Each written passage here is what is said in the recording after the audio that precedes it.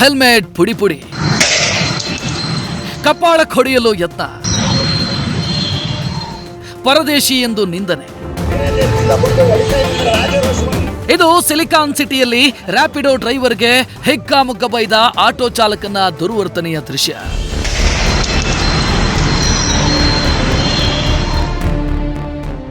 ಅಸಲಿಗೆ ಹೀಗೆ ಏನೋ ಅನ್ಯಾಯ ಆಗಿದೆ ನೋಡಿ ಅಂತ ಬಾಯಿಗೆ ಬಂದಂತೆ ರ್ಯಾಪಿಡೋ ಡ್ರೈವರ್ಗೆ ಈತ ಬೈದಿದ್ದಕ್ಕೆ ಕಾರಣ,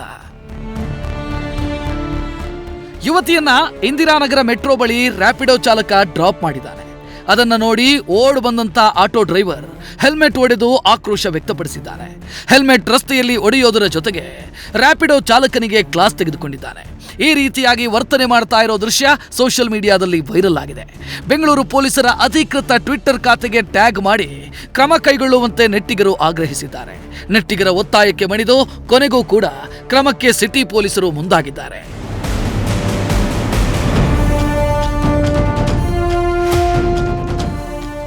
ಏನೇ ಆದ್ರೂ ಎಲ್ಲರಿಗೂ ಅವರ ಅನ್ನ ಅವರು ದುಡಿದು ತಿನ್ನೋ ಸ್ವಾತಂತ್ರ್ಯ ಇದೆ. ತಪ್ಪೇ ಮಾಡಿದ್ರು, ಇಲ್ಲೀಗಲ್ ಆಗಿ ರ್ಯಾಪಿಡೋ ಓಡಿಸಿದ್ರು, ಅದನ್ನ ಪ್ರಶ್ನೆ ಮಾಡೋದಕ್ಕೆ ಪೊಲೀಸರಿದ್ದಾರೆ. ಹೀಗೆ ರಸ್ತೆ ಮಧ್ಯದಲ್ಲಿ ನಿಂತು ಈ ರೀತಿ ವರ್ತಿಸೋದು ಎಷ್ಟು ಸರಿ? Chandru, news first, Bengaluru.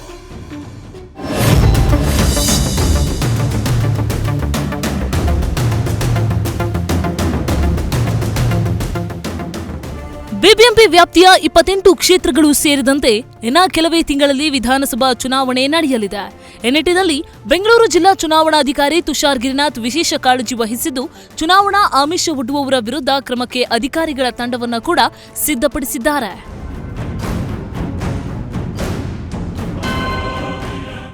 ಅಂತಿಮ ಪಟ್ಟಿ ಪ್ರಕಟವಾದ್ರೂ ಹೆಸರು ನೋಂದಾಯಿಸಲು ಅವಕಾಶ ನೀಡಲಾಗ್ತದೆ.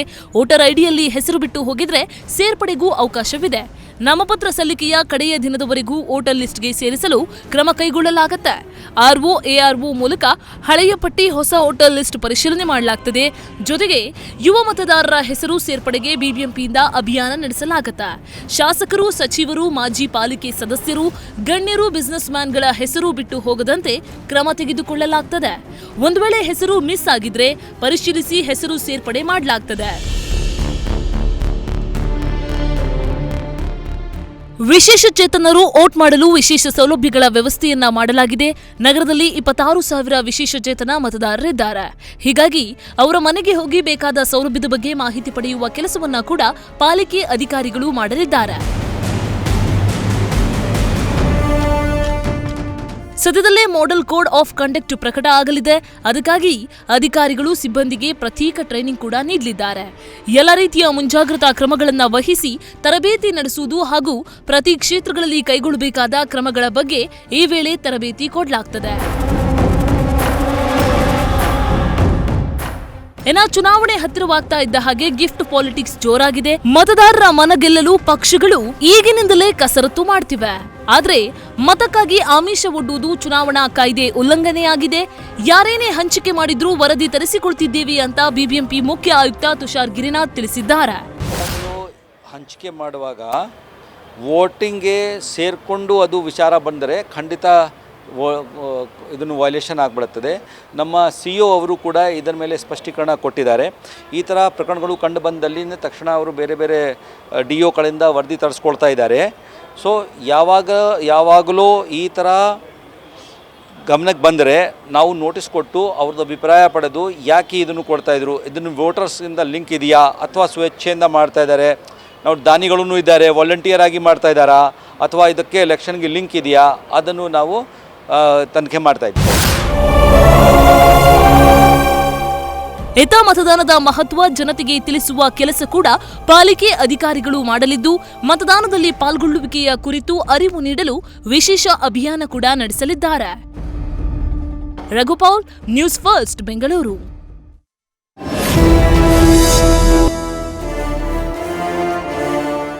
ಅಗ್ನಿಪಥ್ ಸೇನಾ ನೇಮಕಾತಿಗೆ ಕೇಂದ್ರ ಸರ್ಕಾರ ಜಾರಿಗೆ ತಂದಿರೋ ಮಹತ್ವಾಕಾಂಕ್ಷಿ ನೂತನ ಯೋಜನೆ. ಇದು 4 ವರ್ಷಗಳ ಕಾಲ ಸೇನೆಯಲ್ಲಿ ದೇಶ ಸೇವೆ ಮಾಡೋ ಅಪರೂಪದ ಅವಕಾಶ. ಅಗ್ನಿಪಥ್ ಸ್ಕೀಮ್ನ ಮೊದಲ ಅಗ್ನಿವೀರ್ ಮಹಿಳಾ ಬ್ಯಾಚ್ಗೆ ಬೆಂಗಳೂರಿನ ನೀಲಸಂದ್ರದ ಮಿಲಿಟರಿ ಕ್ಯಾಂಪಸ್ನಲ್ಲಿ ಟ್ರೈನಿಂಗ್ ಶುರುವಾಗಿದೆ. ಭಾರತೀಯ ಸೇನೆಗೆ 100 ಮಂದಿ ಮಹಿಳಾ ಅಗ್ನಿವೀರರ ಸೇರ್ಪಡೆಯಾಗಿದೆ. ಈ ಯುವತಿಯರಿಗೆ ಈಗಾಗಲೇ ತರಬೇತಿ ಕೂಡ ಆರಂಭವಾಗಿದೆ. 18 ಮತ್ತು 23 ನಡುವಿನ ವಯಸ್ಸಿನವರಿಗೆ ಈ ನೇಮಕಾತಿ ನಡೆಯುತ್ತೆ. ಆಯ್ಕೆಯಾದವರಿಗೆ ಸತತ 31 ವಾರಗಳ ಕಾಲ ತರಬೇತಿ ನೀಡಲಾಗುತ್ತೆ. ತರಬೇತಿ ಬಳಿಕ ಕಾರ್ಪ್ಸ್ ಆಫ್ ಮಿಲಿಟರಿ ಪೊಲೀಸ್ ಆಗಿ ಹೊರಹೊಮ್ಮಲಿದ್ದಾರೆ. ಇವರ ಕರ್ತವ್ಯ ಮಿಲಿಟರಿ ಪೊಲೀಸರ ಪಾತ್ರವನ್ನ ಹೋಲುತ್ತದೆ.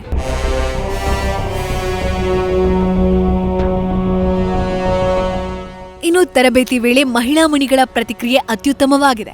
ಮಹಿಳೆಯರು ಹೆಚ್ಚು ಪ್ರೇರಣೆ ಮತ್ತು ಉತ್ಸಾಹಭರಿತರಾಗಿದ್ದಾರೆ. ಭಾಗಿಯಾದ ಪ್ರತಿಯೊಬ್ಬರು 25ರಷ್ಟು ಕಾಯಂ ಕೇಡಾರ್ನ ಭಾಗವಾಗೋಕೆ ಬಯಸುತ್ತಾರೆ ಅಂತ ತಿಳಿದು ಬಂದಿದೆ. ಇದು ಅಗ್ನಿವೀರ್ ನೇಮಕಾತಿಗಳ 2ನೇ ಬ್ಯಾಚ್ ಆಗಿದ್ದು, ನೀಲಸಂದ್ರದ ಮಿಲಿಟರಿ ಕ್ಯಾಂಪಸ್ನಲ್ಲಿ 350ಕ್ಕೂ ಹೆಚ್ಚು ಅಗ್ನಿವೀರ್ ನೇಮಕಾತಿ ತರಬೇತಿಗಳು ನಡೀತಾ ಇದೆ. ಮೊದಲ ಬ್ಯಾಚ್ನ ಯುವಕರು 10ನೇ ವಾರದ ಟ್ರೈನಿಂಗ್ ಪೂರ್ಣಗೊಳಿಸಿದ್ದಾರೆ. 2ನೇ ಬ್ಯಾಚ್ನಲ್ಲಿ 100 ಮಹಿಳೆಯರು ಹಾಗೂ 140 ಪುರುಷರಿದ್ದಾರೆ.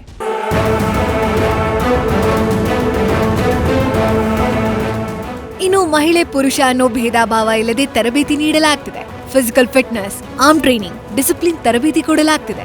ಮಾರ್ಚ್ 1ರಿಂದ ತರಬೇತಿ ಶುರುವಾಗಿದ್ದು, ಯುವತಿಯರು ಪುರುಷನಿಗೆ ಪೈಪೋಟಿ ನೀಡುವ ಉತ್ಸಾಹದಲ್ಲಿದ್ದಾರೆ. ಒಟ್ಟಾರೆ ಮಹಿಳೆ ಆಧುನಿಕ ಜಗತ್ತಿನಲ್ಲಿ ಪುರುಷನಿಗೆ ಸರಿಸಮಾನವಾಗಿ ನಿಲ್ಲೋ ಈ ಹೊತ್ತಿನಲ್ಲಿ ಅಗ್ನಿಪಥ್ ಸ್ಕೀಮ್ನಲ್ಲಿ ಯುವತಿಯರು ಛಲದಿಂದ ಭಾಗಿಯಾಗ್ತಾ ಇರೋದು ಹೆಮ್ಮೆಯ ವಿಚಾರ. Dhruvaraj, news first, Bengaluru.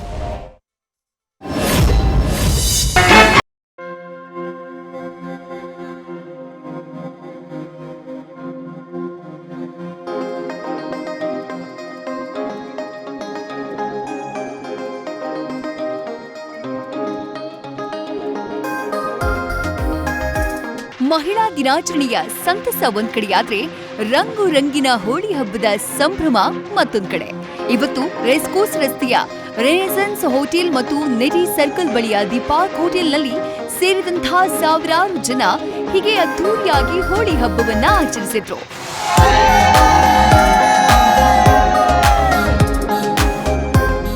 ತಮ್ಮ ಸ್ನೇಹಿತರು, ಕುಟುಂಬದವರ ಜೊತೆ ಬಂದವರು ಬಣ್ಣ ಹಚ್ಚಿ ಕುಣಿದು ಕುಪ್ಪಳಿಸಿ ಸಂತಸ ಪಟ್ರು.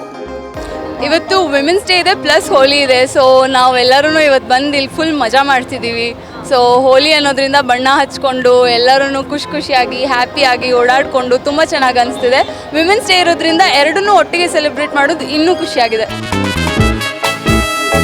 ಇನ್ನು ಶತ್ರುಗಳು ಕೂಡ ಸ್ನೇಹಿತರಾಗುವ ಈ ಹೋಳಿ ಹಬ್ಬವನ್ನ ಕೊರೋನಾ ಕಾರಣದಿಂದ ಕಳೆದ 2 ವರ್ಷಗಳಿಂದ ಆಚರಿಸೋಕೆ ಅನುಮತಿ ಇರಲಿಲ್ಲ. ಆದ್ರೆ ಈ ಬಾರಿ ಆಚರಣೆಗೆ ಯಾವುದೇ ತಡೆ ಇಲ್ದಿರೋದ್ರಿಂದ ನಗರದಲ್ಲಿ ಬಣ್ಣದ ಹಬ್ಬದ ಸಂಭ್ರಮ ಕಳೆಗಟ್ಟಿತ್ತು. Yeah, this is the only festival where people of all age group can enjoy. And now Bangalore is a cosmopolitan place, so we enjoy here also. And with the entire family members and a large group, it's all fun. ಒಟ್ಟಾರೆ apartment ಹೋಟೆಲ್ನಿಂದ ಹಿಡಿದು ಗಲ್ಲಿ ಗಲ್ಲಿಯಲ್ಲಿಯೂ ಇವತ್ತು ಹೋಳಿ ಹಬ್ಬದ ಸಂಭ್ರಮಾಚರಣೆ ಜೋರಾಗಿ ನಡೆಯಿತು. ಹೋಳಿ ಜೊತೆಗೆ women's day ಕೂಡ ಆಚರಿಸಲಾಗ್ತಾ ಇದ್ದು, ಮಹಿಳೆಯರು ಹೆಚ್ಚಿನ ಸಂಖ್ಯೆಯಲ್ಲಿ ಆಚರಣೆಯಲ್ಲಿ ಭಾಗಿಯಾಗಿ ಸಂಭ್ರಮಿಸಿದ್ರು. Bhoomika, news first, Bengaluru.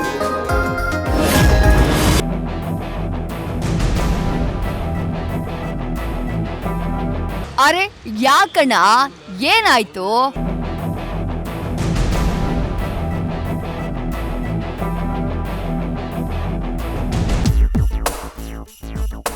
ಓಹೋ, ಇದು ಮ್ಯಾಟ್ರೋ. ಬರೀ ಸಿಲ್ಕ್ ಬೋರ್ಡ್ ಮಾತ್ರ ಅಲ್ಲ, BMTC ಬಸ್ ಹಿಂದ್ ಹೋಗ್ತಿದ್ರೆ ಯಾವ ಸಿಗ್ನಲ್ನೂ ದಾಟೋಕ್ಕಾಗಲ್ಲ. ಅದು ಹೆಲ್ಮೆಟ್ ಹಾಕೊಂಡಾದ್ರೂ ಸರಿ, ಮಾಸ್ಕ್ ಹಾಕೊಂಡಾದ್ರೂ ಸರಿ. ಕೃಷ್ಣ ಕೃಷ್ಣ, ಇದೇನ್ ಹೊಗೆ ಸ್ವಾಮಿ. ಆ ಹೊಗೆ ಕುಡ್ದೋರು ಆಯಸ್ ಮುಗಿಯೋ ಮುಂಚೆನೆ ಹೊಗೆ ಹಾಕಿಸ್ಕೊಳ್ಳೋದ್ ಗ್ಯಾರಂಟಿ ಅನ್ಸುತ್ತೆ. ಇದೇ ಕಾರಣಕ್ಕೆ BMTC ಈ ಬಸ್ಗಳಿಗೆ ಗುಡ್ ಬೈ ಹೇಳೋಕ್ ಹೊರಟಿದೆ. ಇಲ್ಲಪ್ಪ ಇಲ್ಲ, ಸತ್ಯವಾಗ್ಲೂ BMTC ದಿನದಿಂದ ದಿನಕ್ಕೆ ಗಗನಕ್ಕೇರ್ತಾ ಇರುವಂತಹ ಡೀಸೆಲ್ ರೇಟ್ನಲ್ಲಿ ಬಸ್ ನಿರ್ವಹಣೆ ಮಾಡುವುದು ಕಷ್ಟ. ಜೊತೆಗೆ ವಾಯು ಮಾಲಿನ್ಯ ನಿಯಂತ್ರಣ ಮಾಡುವ ಸಲುವಾಗಿ ಡೀಸೆಲ್ ಬಸ್ಗಳ ಸಹವಾಸವೇ ಬೇಡ ಅನ್ನೋ ನಿರ್ಧಾರಕ್ಕೆ ಬಂದಿದ್ದು ಹೆಚ್ಚೆಚ್ಚು ಎಲೆಕ್ಟ್ರಿಕ್ ಬಸ್ಗಳ ಖರೀದಿಗೆ ಮುಂದಾಗಿದೆ. ಅಷ್ಟೇ ಅಲ್ಲ, ಈಗಾಗಲೇ 1, 2 ಹಾಗೆ 3ನೇ ಹಂತದಲ್ಲಿ 1300ಕ್ಕೂ ಹೆಚ್ಚು ಎಲೆಕ್ಟ್ರಿಕ್ ಬಸ್ಗಳ ಖರೀದಿ ಮಾಡ್ತಾ ಇದೆ. ಎಲೆಕ್ಟ್ರಿಕ್ ಬಸ್ ಸಂಸ್ಥೆಗೂ ಉತ್ತಮ ಆದಾಯವನ್ನ ತಂದ್ಕೊಡ್ತಿದೆ. ಇದೇ ಆಗಸ್ಟ್ ಒಳಗೆ ಹೊಸ ಎಲೆಕ್ಟ್ರಿಕ್ ಬಸ್ಗಳನ್ನ ತಂದು ರಸ್ತೆಗಿಳಿಸಲು ಪ್ಲಾನ್ ಮಾಡಿದೆ. ಜೊತೆಗೆ ಡಬಲ್ ಡೆಕರ್ ಬಸ್ಗಳನ್ನು ಎಲೆಕ್ಟ್ರಿಕ್ ಬಸ್ಗಳನ್ನೇ ತರೋಕ್ ಮುಂದಾಗಿದ್ದು, ಈ ಮೂಲಕ ಇನ್ಮುಂದೆ ನಗರದಲ್ಲಿ ಡೀಸೆಲ್ ಬಸ್ಗಳು ಹಂತ ಹಂತವಾಗಿ ತೆರಿಗೆ ಸರಿಯುವ ಮೂಲಕ ಡೀಸೆಲ್ ಬಸ್ಗಳ ಯುಗಾಂತ್ಯವಾಗಲಿದೆ. Dhruvaraj, news first, Bengaluru.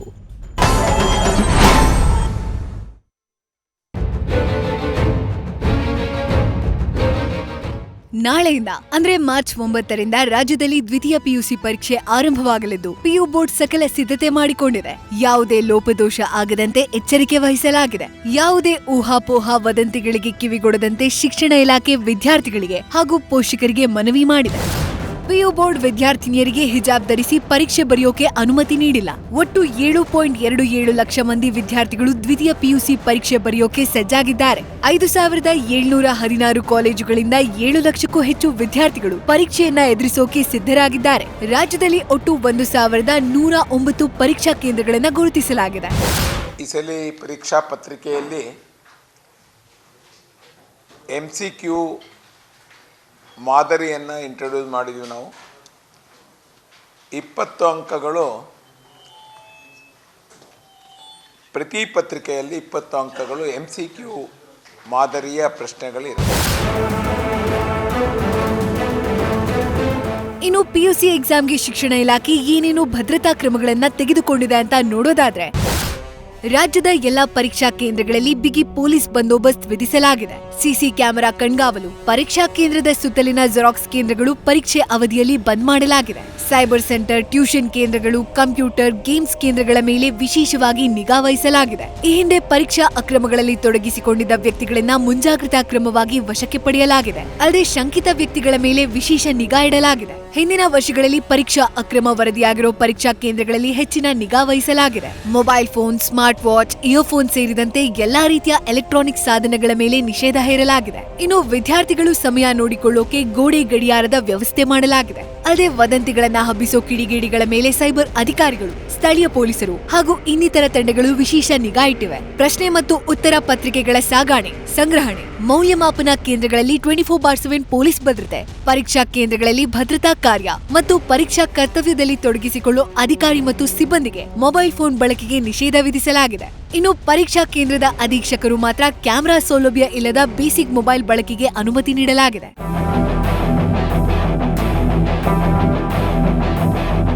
ಇನ್ನು ಪರೀಕ್ಷೆ ಬರೀತಾ ಇರೋ ವಿದ್ಯಾರ್ಥಿಗಳಿಗೆ ಬಿಎಂಟಿಸಿ ಸಿಹಿ ಸುದ್ದಿಯೊಂದನ್ನ ನೀಡಿದೆ. ಅದೇನಂದ್ರೆ ಬಿಎಂಟಿಸಿ ವಿದ್ಯಾರ್ಥಿಗಳನ್ನ ಕರೆದೊಯ್ಯೋಕೆ ಉಚಿತ ಬಸ್ ಸೇವೆಯನ್ನ ನೀಡೋದಾಗಿ ಘೋಷಿಸಿದೆ. ವಿದ್ಯಾರ್ಥಿಗಳು ತಮ್ಮ ಮನೆಯಿಂದ ಆಯಾ ಕಾಲೇಜುಗಳಿಗೆ ಪ್ರಯಾಣಿಸೋಕೆ ಬಿಎಂಟಿಸಿ ಬಸ್ಗಳನ್ನ ಹತ್ತಬಹುದು. ಜೊತೆಗೆ ಬಿಎಂಟಿಸಿ ಉಚಿತ ಮತ್ತು ರಿಯಾಯಿತಿ ಪಾಸ್ಗಳನ್ನ ನೀಡಲಿದೆ. ವಿದ್ಯಾರ್ಥಿಗಳು ತಮ್ಮ ಪಿಯುಸಿ ಹಾಲ್ ಟಿಕೆಟ್ಗಳನ್ನ ತೋರಿಸೋ ಮೂಲಕ ಈ ಉಚಿತ ಪಾಸ್ಗಳನ್ನ ಪಡೆಯಬಹುದು. ಪರೀಕ್ಷೆಯ ಎಲ್ಲಾ ದಿನಗಳಲ್ಲಿ ಈ ಬಸ್ ಸೇವೆಗಳು ಲಭ್ಯವಿರುತ್ತೆ ಅಂತ ಸಾರಿಗೆ ನಿಗಮ ತಿಳಿಸಿದೆ. ಪ್ರಗತಿ, ನ್ಯೂಸ್ ಫಸ್ಟ್, ಬೆಂಗಳೂರು.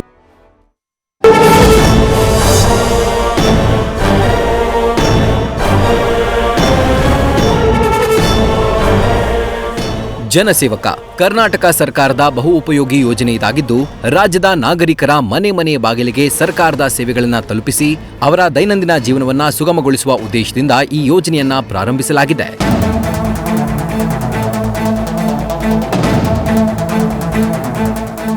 ನಾಗರಿಕರು ತಮ್ಮ ಅನುಕೂಲದ ದಿನ ಹಾಗೂ ಸಮಯ ಅಂದ್ರೆ ಬೆಳಗ್ಗೆ 8 ಗಂಟೆಯಿಂದ ರಾತ್ರಿ 8 ಗಂಟೆಯವರೆಗೂ ಜನಸೇವಕ ಸಹಾಯವಾಣಿಗೆ ಕರೆ ಮಾಡಿ ಸ್ಲಾಟ್ ಬುಕ್ ಮಾಡಬಹುದು.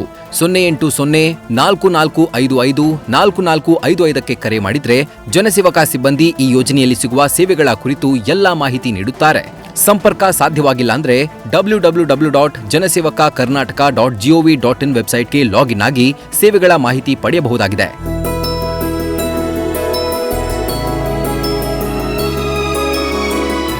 ಇನ್ನು ಜನಸೇವಕದಲ್ಲಿ 10 ಹಲವು ಇಲಾಖೆಗಳಲ್ಲಿ ನೂರಾರು ಸೌಲಭ್ಯಗಳು ದೊರೆಯುತ್ತಿದ್ದು, ಅದರಲ್ಲಿ ಪೊಲೀಸ್ ಇಲಾಖೆಯೂ ಸೇರಿದೆ. ಪೊಲೀಸ್ ಇಲಾಖೆಯಲ್ಲಿ ಜನಸೇವಕ ಅಡಿಯಲ್ಲಿ ಸಿಗುವ ಸೇವೆಗಳೇನು ಅಂತ ನೋಡೋದಾದ್ರೆ, ಕಳೆದುಹೋದ ವಸ್ತುಗಳ ಬಗ್ಗೆ ದೂರನ್ನ ನೀಡಲು ಇಲ್ಲಿ ಅರ್ಜಿ ಸಲ್ಲಿಸಬಹುದು. ಲಾಕ್ ಮಾಡಿದ ಮನೆಯನ್ನ ನೋಂದಣಿಗಾಗಿ ಅರ್ಜಿ ಸಲ್ಲಿಸುವ ಅವಕಾಶ ಇಲ್ಲಿದೆ.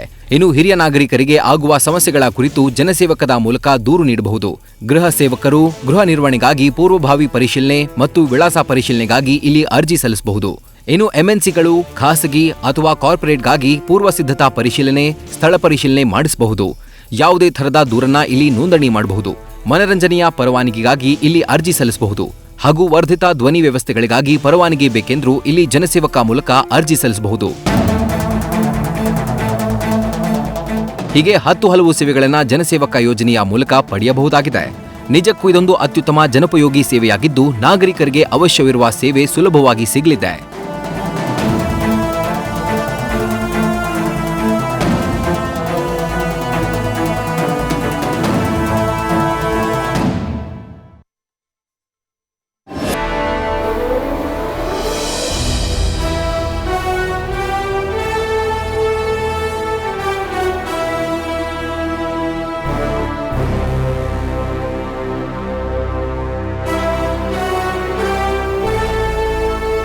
ರೀಲ್ನಲ್ಲಿ ಮಾತ್ರವಲ್ಲ, ರಿಯಲ್ ಆಗು ರಿಷಬ್ ಹೀರೋ. ಕಾಡಂಚಿನ ಜನರ ಕಷ್ಟಕ್ಕೆ ಸ್ಪಂದಿಸಿದ ಕಾಡು ಬಿಟ್ಟದ ಶಿವ. ಕಾಂತಾರ ಸಿನಿಮಾ ಮೂಲಕ ಪ್ಯಾನ್ ಇಂಡಿಯಾ ಸ್ಟಾರ್ ಆದ ರಿಷಬ್ ಶೆಟ್ಟಿ ಅರಣ್ಯ ಜನರ ಸಹಾಯಕ್ಕೆ ಧಾವಿಸಿದ್ದಾರೆ. ರೀಲ್ನಲ್ಲಿ ಕಾಡನ್ನ ಉಳಿಸಿ, ಕಾಡು ಜನರನ್ನ ಬೆಳೆಸಿ ಅಂತ ಹೇಳಿ ಸುಮ್ಮನಾಗದ ಶೆಟ್ರು ಇನ್ನೂ ಒಂದು ಹೆಜ್ಜೆ ಮುಂದೆ ಹೋಗಿ ಸಿಎಂ ಬಸವರಾಜ ಬೊಮ್ಮಾಯಿ ಅವರಿಗೆ ಒಂದು ಸ್ಪೆಷಲ್ ರಿಪೋರ್ಟ್ ಸಲ್ಲಿಸಿದ್ದಾರೆ. ಕಾಡಂಚಿನ ಜನರ ಸಮಸ್ಯೆಗಳೇನು, ಕೃಷಿಕರಿಗೆ ಆಗ್ತಿರೋ ತೊಂದರೆಗಳೇನು, ಕಾಡ್ಗಿಚ್ಚನ್ನ ಎದುರಿಸುವುದು ಹೇಗೆ ಅನ್ನೋದನ್ನ ಒಳಗೊಂಡಂತೆ ಸುಮಾರು 20 ಪ್ರಮುಖ ಅಂಶಗಳನ್ನ ಪಟ್ಟಿ ಮಾಡಿ ಸಿಎಂಗೆ ಕೊಟ್ಟಿದ್ದಾರೆ. ಕಾಂತಾರ ಸಿನಿಮಾ ಮುಗಿಸಿ ಪ್ರೀಕ್ವೆಲ್ಗೆ ಸಿದ್ಧವಾಗ್ತಿರುವ ರಿಷಬ್ ಶೆಟ್ಟಿ ಕಾಡಿನಲ್ಲಿ ಒಂದಿಷ್ಟು ದಿನ ಪ್ರಯಾಣ ಮಾಡಿದ್ದಾರೆ. ಈ ವೇಳೆ ಅಲ್ಲಿನ ಜನರ ಜೊತೆ ಮಾತನಾಡಿದ ಅವರು ಎದುರಿಸುತ್ತಿರುವ ಸಮಸ್ಯೆಗಳನ್ನ ಆಲಿಸಿ ಮಾಹಿತಿ ಕಲೆ ಹಾಕಿದ್ದಾರೆ. ಅರಣ್ಯ ಇಲಾಖೆಯ ಸಿಬ್ಬಂದಿಗಳ ಜೊತೆಯೂ ಮಾತನಾಡಿ ವಾಸ್ತವ ಪರಿಸ್ಥಿತಿ ಸಂಗ್ರಹಿಸಿ ಸರ್ಕಾರದ ಗಮನ ಸೆಳೆದಿದ್ದಾರೆ. ಶೆಟ್ಟಿ ಅವರ ಮನವಿಗೆ ಸ್ಪಂದಿಸಿರುವ ಸಿಎಂ ಬಸವರಾಜ ಬೊಮ್ಮಾಯಿ ಈ ಸಮಸ್ಯೆಗಳನ್ನೆಲ್ಲ ಶೀಘ್ರವಾಗಿ ಪರಿಹರಿಸೋಕೆ ಕ್ರಮ ಜರುಗಿಸುತ್ತೇನೆ ಅಂತ ಭರವಸೆ ಕೊಟ್ಟಿದ್ದಾರೆ. ಒಟ್ನಲ್ಲಿ ಕಾಂತಾರ ಸಿನಿಮಾದಿಂದ ನಾಡು ನುಡಿ ನಮ್ಮ ಸಂಸ್ಕೃತಿಯನ್ನ ದೇಶಕ್ಕೆ ಹಂಚಿದ ರಿಷಬ್ ಈಗ ಕಾಡು ಜನರ ಪರ ಧ್ವನಿ ಎತ್ತಿ ರಿಯಲ್ ಹೀರೋ ಎನಿಸಿಕೊಂಡಿದ್ದಾರೆ. Bharath, news first, Bengaluru.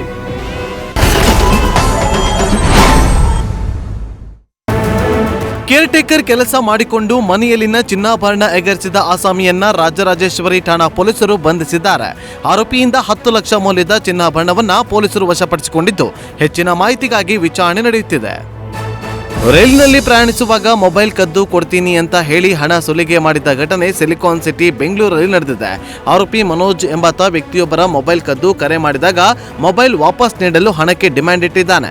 ಈ ಸಂಬಂಧ ವ್ಯಕ್ತಿಯೋರ್ವ ರೈಲ್ವೆ ಎಸ್ಪಿ ಸೌಮ್ಯಲತಾ ಅವರಿಗೆ ದೂರು ಕೊಟ್ಟಿದ್ದು ತಕ್ಷಣ ಎಚ್ಚೆತ್ತ ರೈಲ್ವೆ ಪೊಲೀಸರು ದೂರುದಾರನ ಹೆಸರಲ್ಲಿ ಆರೋಪಿ ಜೊತೆಗೆ ಮಾತನಾಡಿ ಮನೋಜ್ನನ್ನ ಬಂಧಿಸಿದ್ದಾರೆ. ಬಿಎಂಟಿಸಿ ಎಡವಟ್ಟಿನಿಂದ ಪ್ರಯಾಣಿಕರು ಪರದಾಡುವಂತಾಗಿದೆ. ದೊಡ್ಡಬಳ್ಳಾಪುರದಿಂದ ಬೆಂಗಳೂರಿಗೆ ಬರ್ತಾ ಇದ್ದ ಬಸ್ ಮಾರ್ಸಂದ್ರ ಟೋಲ್ ಫಾಸ್ಟ್ಯಾಗ್ನಲ್ಲಿ ಹಣವಿಲ್ಲದೆ ನಿಂತಿದೆ. ಅಲ್ಲದೆ 15ಕ್ಕೂ ಹೆಚ್ಚು ಬಸ್ಗಳಲ್ಲೂ ಫಾಸ್ಟ್ಯಾಗ್ನಲ್ಲಿ ಬ್ಯಾಲೆನ್ಸ್ ಇರಲಿಲ್ಲ. ಇದರಿಂದ ಟೋಲ್ ಕ್ರಾಸ್ ಆಗದೆ 15ಕ್ಕೂ ಹೆಚ್ಚು ಬಸ್ಗಳು ನಿಂತಲ್ಲಿ ನಿಂತುಕೊಂಡಿವೆ. ಇದರಿಂದ ಬಸ್ ಟೋಲ್ ಬಳಿ ಪ್ರಯಾಣಿಕರು ಪರದಾಡುವಂತಾಗಿತ್ತು. ಟ್ರಾಫಿಕ್ ಪೊಲೀಸರಿಂದ 2ನೇ ಬಾರಿ 50% ರಿಯಾಯಿತಿ ಆಫರ್ ಹಿನ್ನೆಲೆ ಇವತ್ತು ಕೂಡ ಫೈನ್ ಕಟ್ಟಲು ವಾಹನ ಮಾಲೀಕರು ಮುಗಿಬಿದ್ದಿದ್ದರು. ಈ ಹಿಂದೆ ಆಫರ್ ಮಿಸ್ ಮಾಡಿಕೊಂಡವರು ಇವತ್ತು ಲೈನ್ ಗಟ್ಟಿ ಫೈನ್ ಕಟ್ಟಿದ್ದಾರೆ. ಮಾರ್ಚ್ 18ರವರೆಗೆ 50% ರಿಯಾಯಿತಿ ಫೈನ್ ಕಟ್ಟಲು ಸಂಚಾರಿ ಇಲಾಖೆ ಅವಕಾಶ ಕೊಟ್ಟಿದ್ದು ನಗರದ ಟ್ರಾಫಿಕ್ ಕಮಿಷನರ್ ಕಚೇರಿಯಲ್ಲಿ ವಾಹನ ಸವಾರರು ಸರತಿ ಸಾಲು ನಿಂತು ಫೈನ್ ಕಟ್ಟಿದ್ರು. ನ್ಯೂಸ್ ಫಸ್ಟ್ ಪ್ರತಿಕ್ಷಣ ನಿಮ್ಮೊಂದಿಗೆ.